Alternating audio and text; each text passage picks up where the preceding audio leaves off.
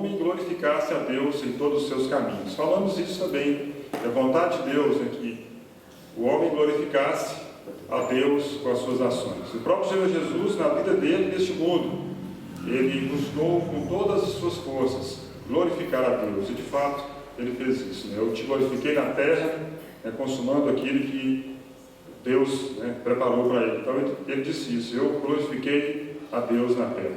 Mencionamos então que todos nós estamos diante de Deus e muitas vezes com as nossas ações não temos glorificado a Deus.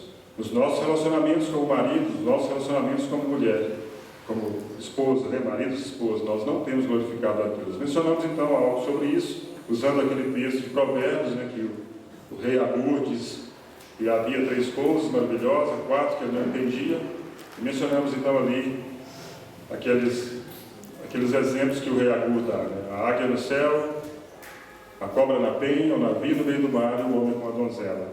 E só falando mais a respeito desse assunto de relacionamento, marido, mulher, do matrimônio, ali o rei Agur, quando ele observava toda aquela situação ali, daqueles exemplos que ele deu, e algo muito interessante que para o navio suportar todas as dificuldades que tinha no mar, as tempestades, a água, ondas bravias, como deveria ser a estrutura daquele navio? Como foi construído aquele navio, mostraria que se ele suportaria ou não toda a dificuldade que ele encontraria. Então a estrutura do navio era muito importante naquela situação. E hoje nós temos o casamento, nós, quando namoramos, nós pensamos que Deus enviou o companheiro, a companheira, e nós entendemos então que Deus faz parte dessa estrutura, não é isso? Deus faz parte da estrutura do matrimônio, ou como muitos pregam em casamento.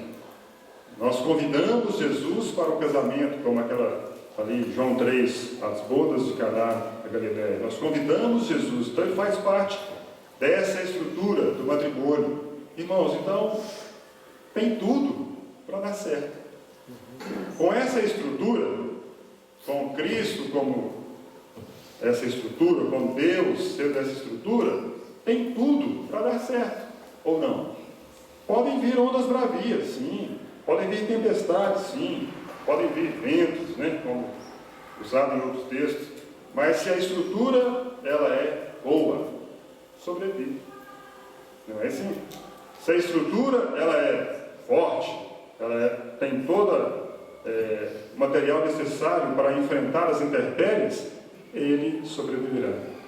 Ele chegará, como dissemos, ao desejado porto. Mas nós mencionamos que aí entra a dureza do coração do homem. Jesus disse, por causa da dureza do coração, foi que Moisés permitiu.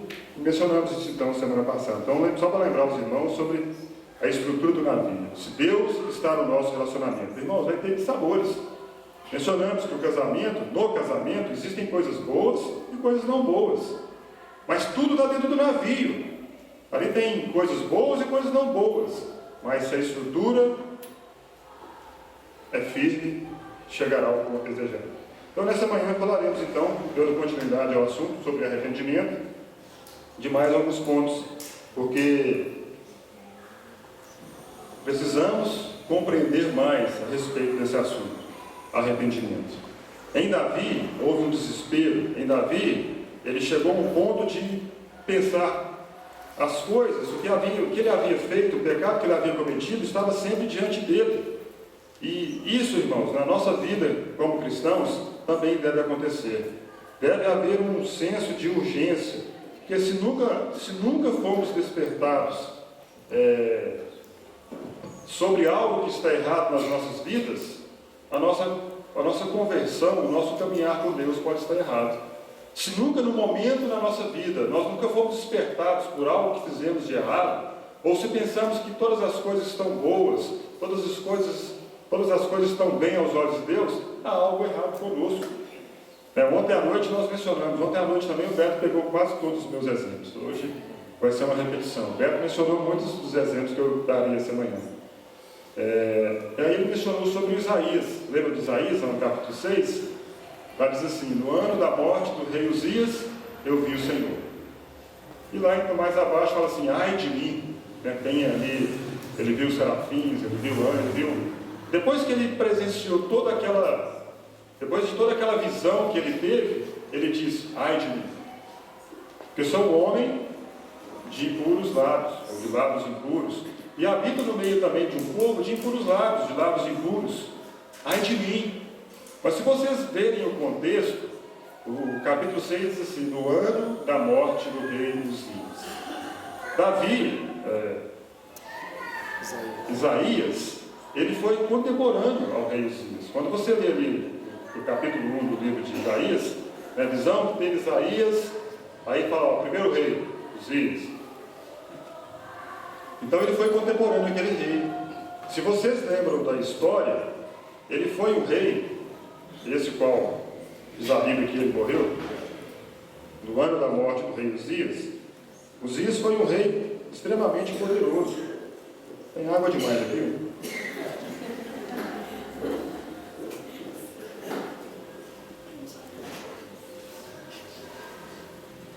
No ano da morte do rei Uzias. Uzias foi um rei poderoso. A Bíblia diz que quando aquele rei se voltou para Deus, Deus o abençoou. Ele prosperou em inúmeros segmentos no quais ele colocou a mão. Deus o abençoou extraordinariamente, o rei Uzias. Mas chegou um dia na vida do rei Uzias, a Bíblia diz que até que ele se tornou forte. O coração dele se ensoberbeceu. Ele quis fazer algo que não era para ele fazer. E o Isaías, o profeta Isaías, ele sabia de tudo isso. Ele foi contemporâneo a tudo isso. Viu o que o rei Uzias, o sucesso do rei Uzias, quando o rei Uzias buscou a Deus, Deus o fez prosperar. Mas também viu aquela situação que aquele rei se ensoberbeceu e quis oferecer sacrifício, quis oferecer incenso, algo que não era destinado a ele. Então ele diz assim: no ano da morte do rei Uzias, eu vi o Senhor. Irmãos, poderia também acontecer com Isaías o mesmo que aconteceu com Uzias. Ele viu o Senhor no ano em que aquele rei havia morrido. Aquele rei que buscou o Senhor, prosperou, mas se ensoberbeceu. E na sua soberba não se arrependeu, porque a Bíblia diz que ele teve que morar fora, ele se tornou leproso. Não houve arrependimento naquele rei. Então Isaías menciona isso: ai de mim, que pode acontecer comigo. Talvez a mente dele pensou dessa forma.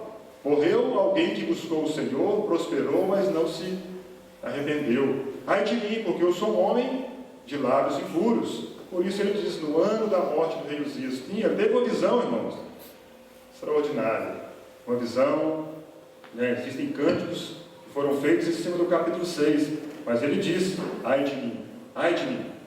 Irmãos, esse desespero também deve acontecer conosco. Como eu disse, se em nenhum momento da nossa vida, nós não tivemos esse despertar, esse ai de mim, porque um dia vou encontrar com o meu Senhor. Se todas as coisas estão boas, isso é um prejuízo para nós.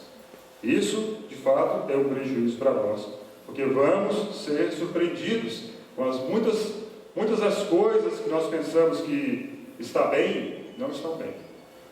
Muitas das coisas que deveríamos arrepender, não nos arrependemos. Então essa urgência, esse desespero, ai de mim, porque eu vi, eu vou ver, eu vou encontrar com o Senhor. Eu sou um homem de lábios impuros. As coisas que tenho feito, de certa forma, não têm agradado a Deus. Deve haver isso em nós, porque isso faz parte do arrependimento. Davi era um homem que ele poderia, com a sua riqueza, com tudo que ele tinha, tentar aplacar a ira de Deus. Não, mas o próprio Davi disse: porque teu é tudo, que há nos céus e na terra, não é isso? Davi sabia o que era sacrifício diante de Deus. Davi poderia mandar matar tantos animais, mas assim, como ele diz aí no versículo 16, daqui a pouco nós vamos falar sobre isso, 51:16, pois não te compraz em sacrifício, do contrário, eu te daria, e não te agrada teu holocausto. Se fosse uma questão de oferecer algo para Deus, Davi tinha tudo. Davi tinha tudo que era necessário para oferecer a Deus. Mas ele sabia que a situação não era sacrifício. não era holocausto. Ao contrário, era algo do interior, um genuíno arrependimento para com Deus. Davi era alguém que desejava perdão, irmãos. Por que ele desejava perdão? Porque ele viu que ele tinha culpa. Ele viu que ele estava numa situação que ele trouxe desonra para o nome de Deus. Ele não trouxe glória para o nome de Deus. Então ele era alguém que desejava perdão urgentemente para a situação em que ele se encontrava. Dissemos aqui já, nós não cometemos adultério, nós não cometemos assassinato, mas o nosso pecado traz desonra ao nome de Deus. Aquilo que temos feito que não agrada a Deus, nós precisamos desejar perdão. Por quê? Porque nós somos culpados. O padrão da vida que eu vivo não é o melhor que Deus tem para mim. A vida que eu tenho vivido pode ser muito melhor, né? Mencionamos aqui também aquele versículo de Atos: arrependei-vos e convertei-vos, para que sejam cancelados os vossos pecados, para que da presença de Deus venham tempos de refrigério. Sim, ele está falando que Pedro estava pregando, pessoas se converteram. Irmãos, quanto nós precisamos disso? Nos arrepender, nos convertermos, para que sejam cancelados os nossos pecados e que encontremos tempos de refrigério. Então, nesse caminho de arrependimento, precisamos disso. Nós precisamos ver que nós temos que admitir que nós somos culpados. Nós temos que ver que o estado do nosso coração, o estado em que encontramos, não é bem e não está bem aos olhos de Deus. Precisamos do perdão. E um outro ponto, que vamos falar também, que no arrependimento, a pessoa que está caminhando nessas fases, nesses estágios, ela tem um reconhecimento na sua consciência que ele é impotente. Ele não consegue fazer nada. Ele não consegue fazer nada. Mas a consciência dessa pessoa vai avisá-la que ela é impotente, que ela não tem o que fazer. Mas, irmãos, interessante que, graças a Deus, nós temos consciência. Nós mencionamos aqui sobre isso, sobre a consciência de alguém que se arrepende. Nós temos, porque se nós olharmos exemplos na Bíblia a respeito disso, nós vamos ver que um dia a consciência pegou as pessoas. O Davi, ele estava tranquilo no seu pecado. Já mencionamos isso aqui várias vezes. O Davi, quando ele pecou com Batseba, quando ele adulterou, quando ele mandou matar, ele estava despreocupado, ele estava tranquilo. Mas um dia a consciência pegou ele. Um dia a consciência o acusou. Quando foi aquele dia? Quando Natan foi até ele.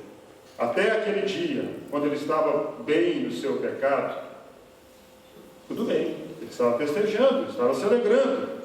Mas um dia Deus enviou o profeta, e o profeta contou aquela história, e a consciência dele então despertou. Irmãos, a consciência, ela é algo muito bom para nós. Porque um dia ela vai nos encontrar. Um dia a nossa consciência vai nos lembrar de algo que fizemos. Eu queria pegar, por exemplo, essa manhã, a história de Jacó. Lembram Jacó? Filho de Isaac, irmão de Esaú.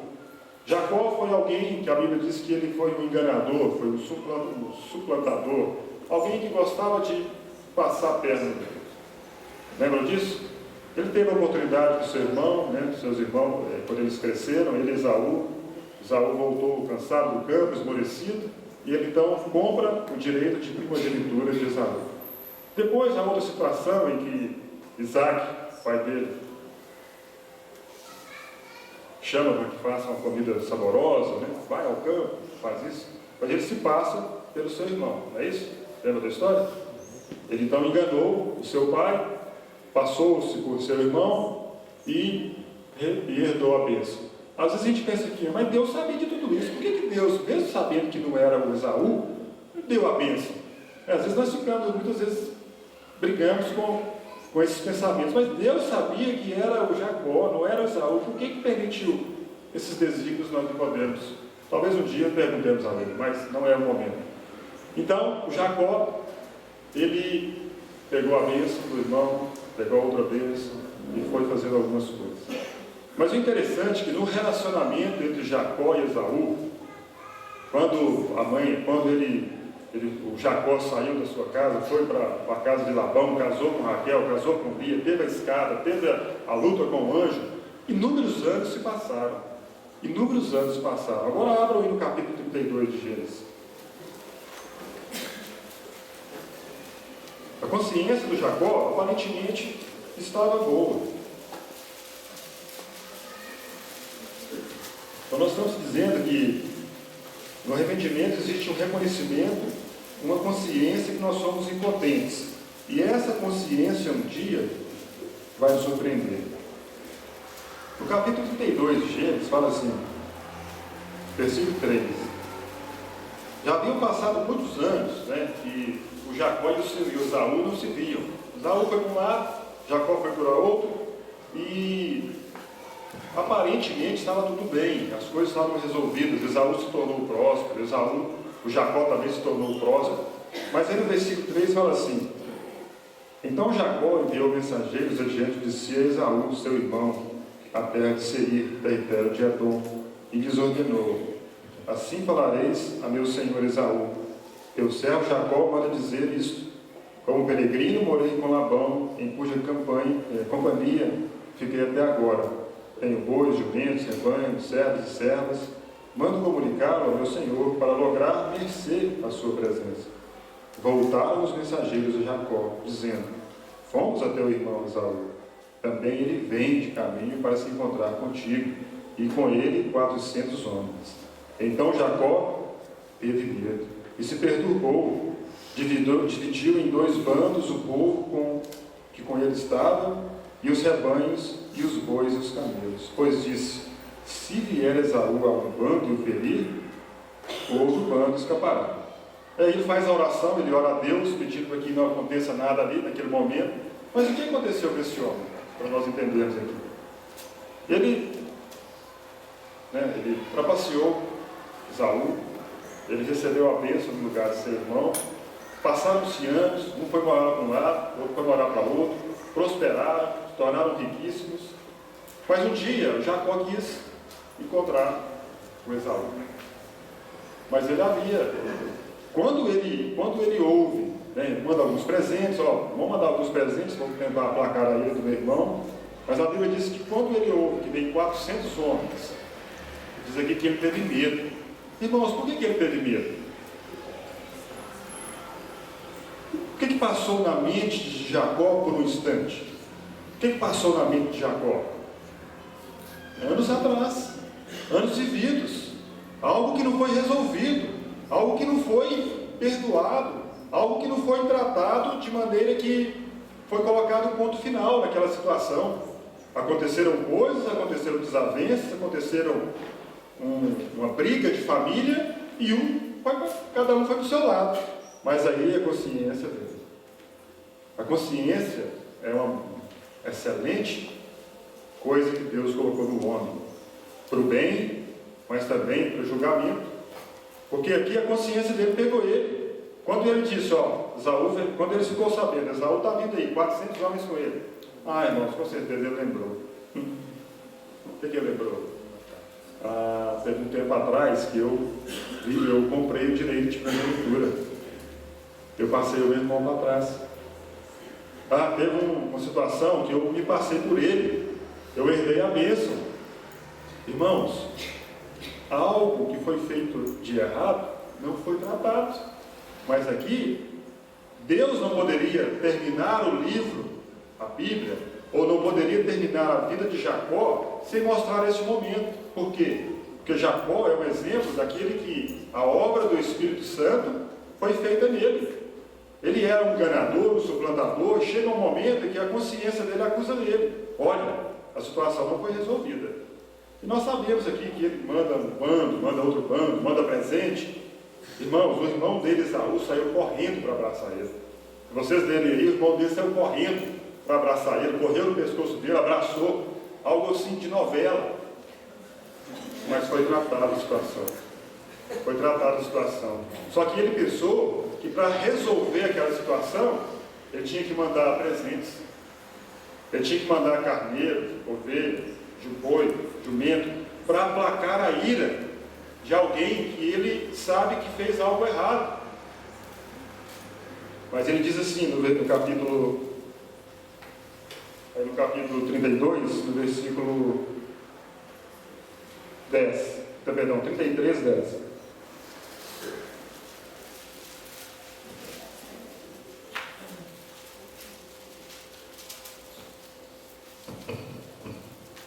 Mas Jacó insistiu: não recuses, se logrei descer diante de ti, peço-te que aceites o meu presente, porquanto vi o teu rosto, como se tivesse contemplado o semblante de Deus e te agradasse de mim.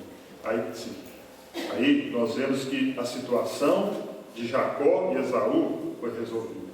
Mas, irmãos, quanto tempo levou para ele resolver a situação? Quantos anos se passaram? Ele poderia ter resolvido a situação muito antes, mas porque a consciência dele o acusou, ele teve medo do seu irmão. Ele teve medo porque a situação não foi resolvida. Irmãos, quantas vezes nós somos assim? Nós não resolvemos as situações que nos envolvem, nós vamos um para um lado, um para o outro. Irmãos, mas lembre o seguinte: a consciência um dia vai te pegar. A consciência um dia vai falar assim: olha, você tem uma situação, você deve a alguém, você prejudicou alguém, você maltratou alguém. Vocês já viram, já aconteceu com vocês, quando você fez algo de errado contra alguém? Suponhamos que você está no estabelecimento que você trabalha e aquela pessoa chega. E aí? Vou no banheiro. Vou tomar um café. Por quê? Porque você não resolveu a situação. Algo ficou mal entendido, não ficou resolvido. A sua consciência está te acusando. A consciência, irmãos, nos acusa, ou ela defende. Lá em João capítulo 8, quando aquela mulher foi pegada em adultério, em flagrante adultério, os escribas dos fariseus foram até Jesus: olha, na lei está dizendo que tal mulher deve ser apedrejada. Jesus ali escreveu no chão, falou alguma coisa com eles, e numa das falas de Jesus falou assim: olha, quem não tiver pecado, atire a primeira pedra. Aí a Bíblia diz assim: sendo acusados pela própria consciência, foram se retirando o mal. Irmãos, aquelas pessoas eram crentes? Elas eram judias, elas eram judeus. Os escribas, os fariseus, eles eram judeus, mas eles eram alguém que pertenciam à família de Deus? Não podemos dizer que não, ou podemos dizer que sim, mas o seguinte: a consciência é para o todo. A consciência, irmãos, é algo para o bem, para o nosso bem. Nós que somos cristãos, queira Deus que na nossa consciência não esteja cauterizada temporariamente, mas um dia, de alguma forma, ela vai nos acusar. Ela vai lembrar você que você pecou contra o seu irmão, que você maltratou, que você fez isso, que você fez aquilo. A situação de Davi era essa. Quando o profeta falou para ele aquela palavra, ele viu, a consciência dele falou assim: e aí, você não vai resolver a situação? Mas, graças a Deus nós sabemos, as atitudes de Davi, depois que a consciência dele falou com ele. Aqui Jacó, ele teve que passar por essa experiência para resolver essa situação. Ele temia, ele tinha medo do seu irmão, porque havia algo que não havia sido tratado. E muitas vezes nós somos assim: a consciência, ela nos acusa e nós queremos oferecer sacrifícios. Nós queremos oferecer ofertas a Deus, alguma coisa que tente aplacar a ira de Deus conosco. Nós pecamos, nós fazemos algo, mas nós não buscamos o perdão. Aí nós dizemos assim: não, agora eu vou ler a Bíblia mais vezes. Agora eu vou levantar todo dia, vou ouvir uma pregação na televisão, no rádio, vou visitar um irmão, vou fazer uma oração. Mas você não resolve a sua situação. A sua consciência ainda está ali. E isso nos mostra, irmãos, a nossa impotência, que nós não temos força para resolver essas coisas diante de Deus. A consciência é algo que vai nos pegar. Lembra da história do rico e Lázaro? Lembra a história lá, Lucas 16, quando fala sobre um mendigo, e sobre o rico? Lembra da história? Quando que a consciência daquele rico acordou? Quando? Era muito tarde. A consciência dele só acordou quando? Onde ele estava? No inferno, estando em tormentos. Quando ele estava em vida, ele teve os seus bens, gastou os seus bens. Foi muito tarde, quando a consciência daquele homem rico acordou. Lá no inferno, estando em tormentos, ele lembrou: faz isso, pensa isso. Não, é muito tarde. Nós temos a consciência e ela pode estar falando algo conosco aí, sobre algo que temos feito, de errado diante de Deus, e precisamos então ouvir, porque isso é obra do Espírito Santo de Deus. Lá em Miqueias 6:8, vamos ler. Jonas, Miqueias.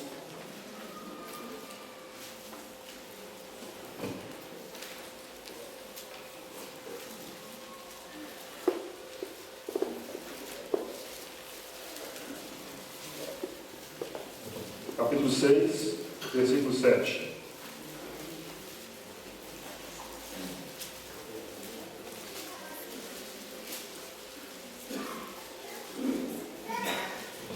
Agradar-se ao Senhor de milhares, todos acharam? Miqueias 6, Miqueias, depois de Jonas. Ajudou ali Jonas, antes de Naum. Miqueias 6, versículo 7. Agradar-se ao Senhor de milhares de carneiros, de 10.000 ribeiros de azeite, darei o meu primogênito pela minha transgressão, o fruto do meu corpo pelo pecado da minha alma? Ele te declarou, ó homem, o que é bom. E o que o Senhor pede de ti, senão que pratiques a justiça, e ames a misericórdia, e andes humildemente com o teu Deus? Pratiques a justiça, ames a misericórdia, e andes humildemente com o teu Deus. Irmão, Deus não vai se agradar das ofertas, que muitas vezes nós queremos apresentar a Deus, querendo cobrir a nossa transgressão, querendo apaziguar a ira de Deus conosco. Não, Ele não quer isso. Ele te declarou, ó, o que é bom. O que o Senhor pede de ti? Isso. Pratiques a justiça, ames a misericórdia, andes humildemente com o teu Deus. Não tenta pegar oferta, sacrifício. Davi, irmãos, tinha tudo isso. Dos reis que nós conhecemos, aqueles que mais ofertaram para Deus foi Davi. Davi, ele fez grandes ofertas para Deus. Por isso ele diz aí no versículo 16, se fosse questão de sacrifício, eu vou dar. Se for questão de holocausto, eu vou dar. Mas o que adianta isso diante de Deus, se Ele é dono de tudo? Não, não é necessário isso. É necessário um coração contrito, um coração compungido, um coração que treme, um espírito que se volta para Deus dizendo, Senhor, necessito da Tua graça. Eu sou como Jacó, eu quero encobrir os meus defeitos, eu quero ficar longe dos problemas, foi feito algo errado. Quando nós olhamos para trás, irmãos, quanta vergonha nós sentimos. Muitas coisas que nós, quando olhamos para a nossa vida, e nós vemos que não foram resolvidas. Muitas coisas. Talvez pense assim, você está pensando assim, não, mas eu não sou assim não. Irmãos, a sua consciência, e graças a Deus, que um dia Deus vai usá-la para que haja arrependimento, que não seja muito tarde, que nas coisas que a consciência ainda te acusa, resolva com urgência. Não aconteça conosco como aconteceu com aquele homem, muito tarde para ele tentar resolver o problema.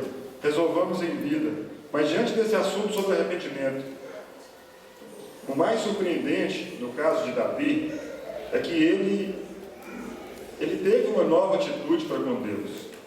Sim, isso é surpreendente na vida daquele que peca, na vida daquele que transgride.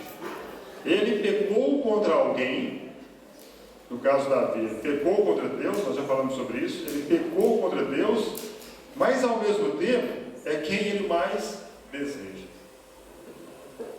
Isso não é surpreendente? Nós pecamos contra Deus, fizemos algo que não agrada a Deus, mas ao mesmo tempo nós queremos Deus, porque nós vemos a nossa impotência, nós vemos que precisamos dele para solucionar os nossos problemas. E sabe o que é mais surpreendente do que isso? Deus está do outro lado, também pronto para quê? Nos perdoar, para fazer um novo conserto.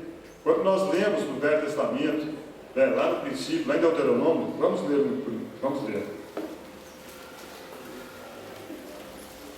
Então existe essa, Deuteronômio capítulo 4,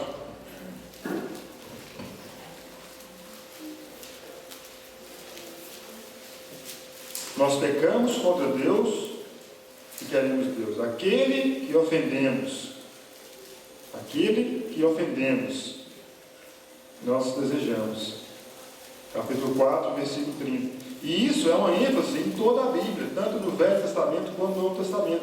Nós pecamos contra Deus, mas nós necessitamos de Deus, nós queremos Deus, porque só Ele pode resolver o nosso problema. E em contrapartida, Ele também está pronto a nos receber. Aí em Deuteronômio 4, versículo 30, diz assim: quando estiveres em angústia, e todas essas coisas sobrevierem nos últimos dias, e te voltares para o Senhor teu Deus, e lhe atenderes a voz, então o Senhor teu Deus não te desamparará, porquanto é Deus misericordioso, nem te destruirá, nem se esquecerá da aliança que jurou a teus pais. Aqui, Moisés está repetindo a lei para os judeus, para aqueles de 20 anos acima, que não morreram durante a caminhada, e ele mostra isso, que embora Deus soubesse que o povo pecaria contra ele, que o povo se voltaria para outros deuses, que o povo não guardaria os sábados, que o povo não guardaria a lei mosaica, as cerimoniais, ele fala assim: ainda assim, quando vocês virem que fizeram tudo isso, se vocês se encontrarem nessa situação de desespero, vocês abandonaram o seu Deus, voltem para Ele. Voltem para Ele, porque Ele não vai desamparar. Não é isso? E não tem acontecido assim conosco, irmãos. Se vocês olharem também aí no Velho Testamento, quando Salomão foi fazer aquelas ofertas para o povo, né? E o Salomão ali ora a Deus: quando o seu povo transgredir, se desviar, fugir, mas ainda assim, onde eles estiverem, se arrependerem e voltarem e orarem voltados para essa casa, atenta, Senhor, ouve. Irmãos, aquele contra quem pecamos, nós ainda o desejamos. Isso é uma diferença entre arrependimento e remorso. Mencionamos isso. Quando nós pecamos contra Deus e arrependemos, nós desejamos Deus, porque Ele é o único que pode resolver a nossa situação. Mas quando há remorso, você transgrediu, você fez algo errado, não houve o arrependimento genuíno, você tem ira de Deus, você quer afastar-se de Deus, você não quer resolver a situação com Deus, porque simplesmente você não se arrependeu. Olha a maravilha, desde o princípio, Deus sabendo de toda a história do seu povo, que eles iriam pecar, abandonar, ir para os ídolos, ir para os ídolos das nações, serem dispersos, ainda assim ele fala assim: eu não vou te desamparar não, volta, tem uma nova atitude, tem um novo começo. E assim, então, nós vemos isso aí, tanto aqui nesse texto de Deuteronômio, quanto Salomão também ora, e inúmeros outros textos do Velho Testamento. Mas e no Novo Testamento? No Novo Testamento também, com mais intensidade, lá no livro de Hebreus fala sobre isso. Hebreus, capítulo 4.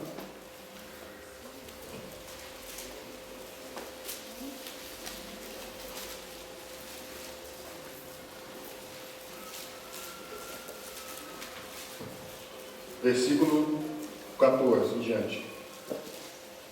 Tendo, pois, a Jesus, o Filho de Deus, como grande sumo sacerdote que penetrou os céus, conservemos firmes a nossa confissão, porque não temos sumo sacerdote que não possa compadecer-se das nossas fraquezas. Antes foi ele tentado em todas as coisas, à nossa semelhança, mas sem pecado.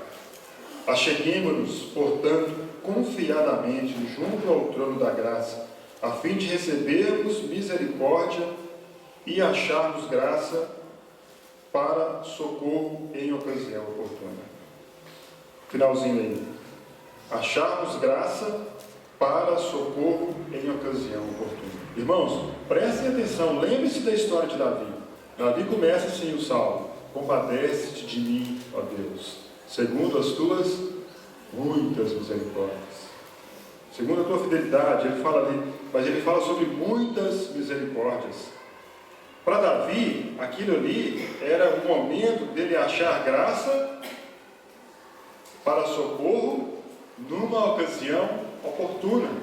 Era uma oportunidade, era uma ocasião, uma grande oportunidade de Davi achar graça aos olhos de Deus. Por isso ele começa: compadece de mim, segundo as tuas muitas misericórdias.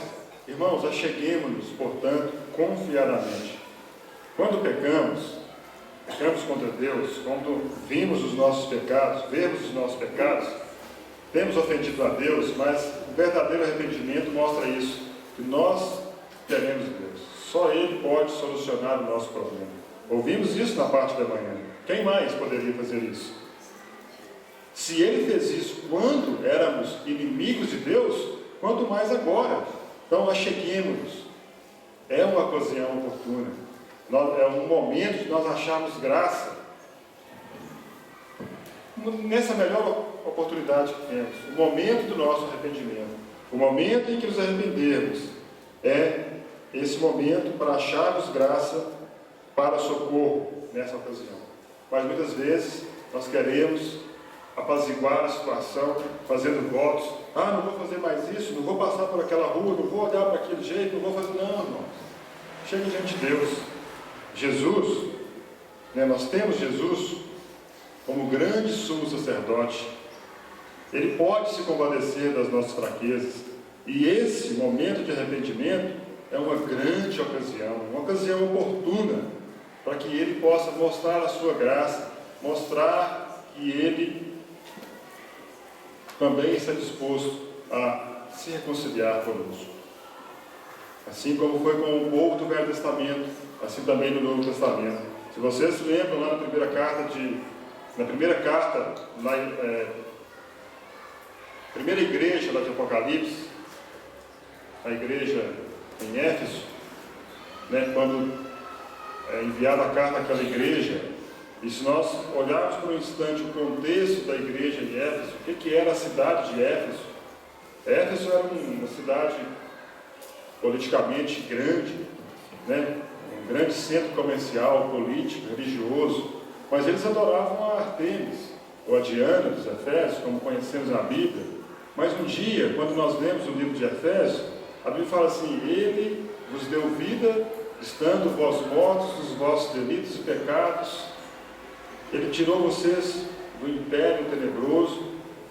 Alguns dizem que a carta escrita à igreja de Éfeso é a carta mais sublime do Novo Testamento, a carta mais alta, mais sublime, mais celestial. Nós estamos nas regiões celestiais, assentados com Cristo Jesus.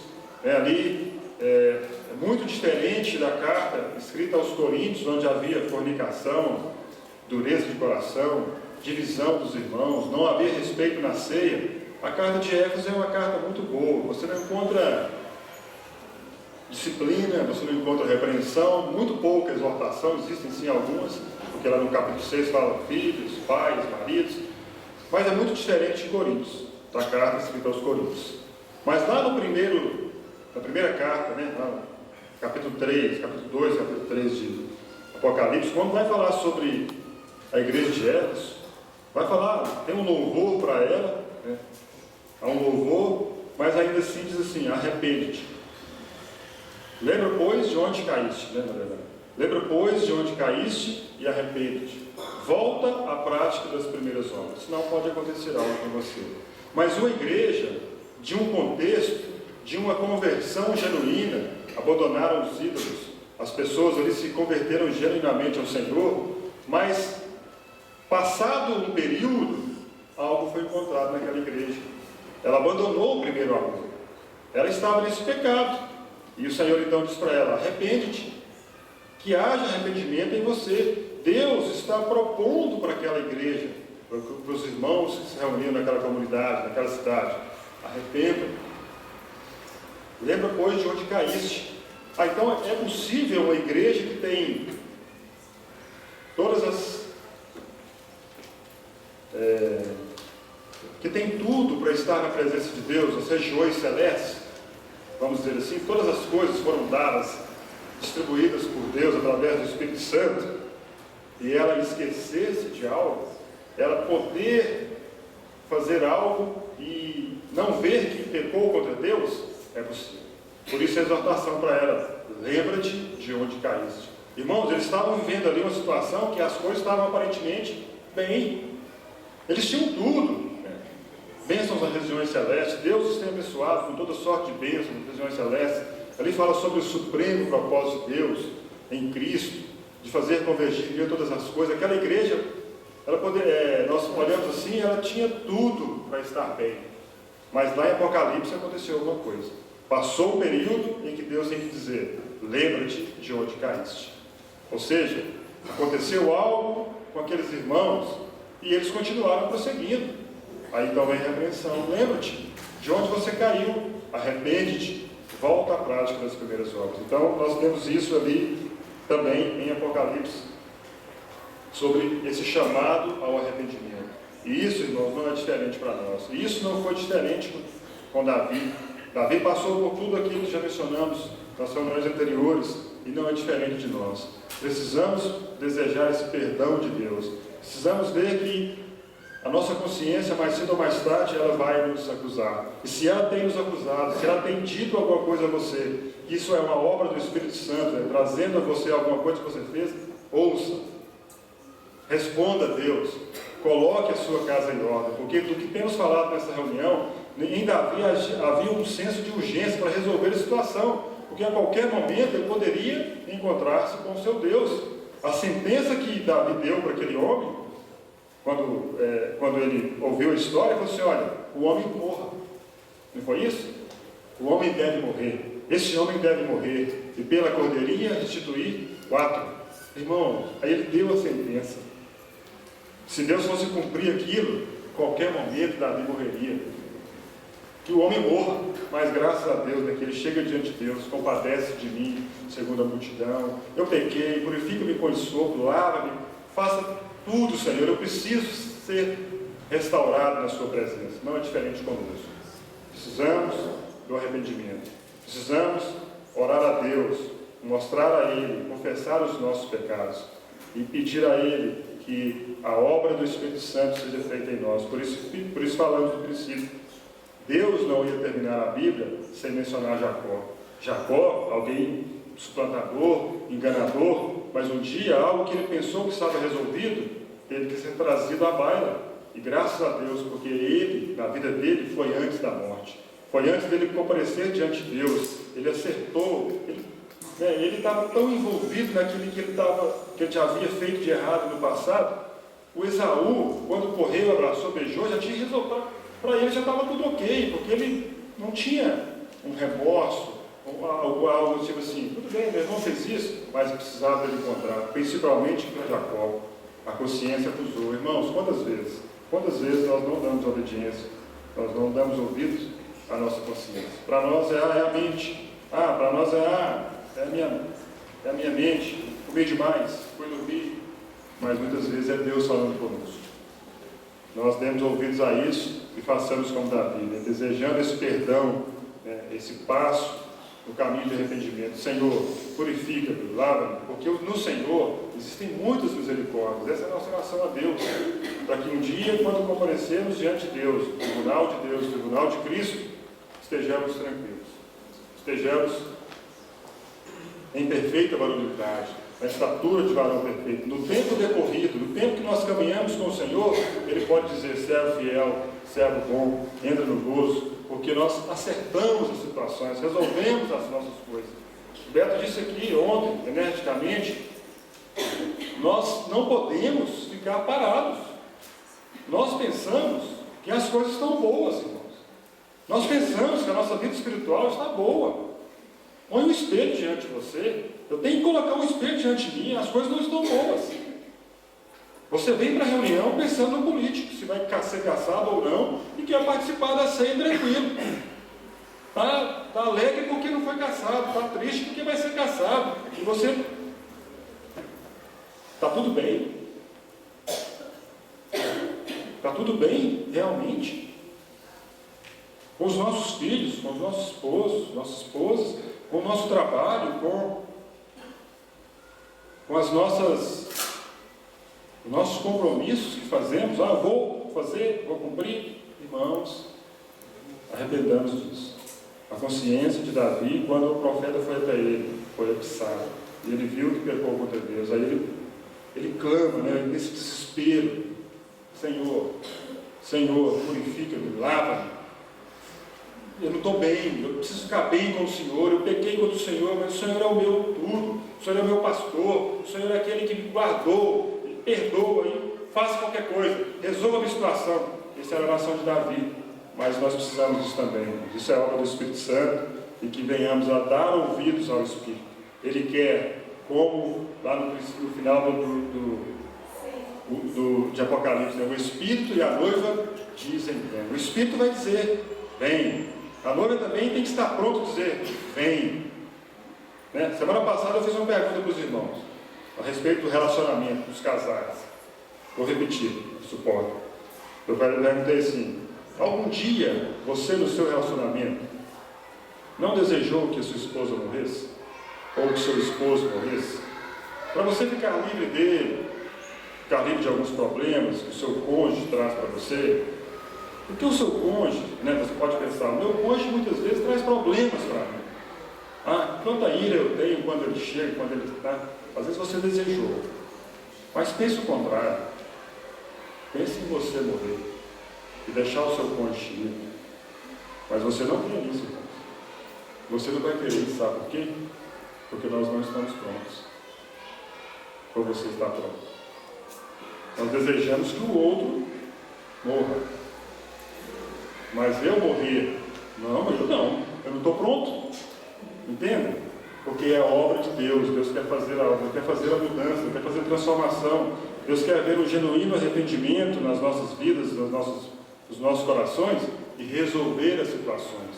Irmãos, um dia nós vamos estar com Deus. Vamos morrer um dia. Doença, de acidente, qualquer coisa, né? Deus nos livre de muitas coisas. Mas um dia nós vamos estar na presença de Deus. Eu estou pronto? E aí nós devemos então dar ouvidos ao Espírito Santo, porque Ele quer que nos acheguemos a Deus, que encontremos ali graça para socorro em ocasião oportuna. E nenhum momento é oportuno do que esse. Nós nos arrependermos e Deus mostrar a sua graça para cada um de nós.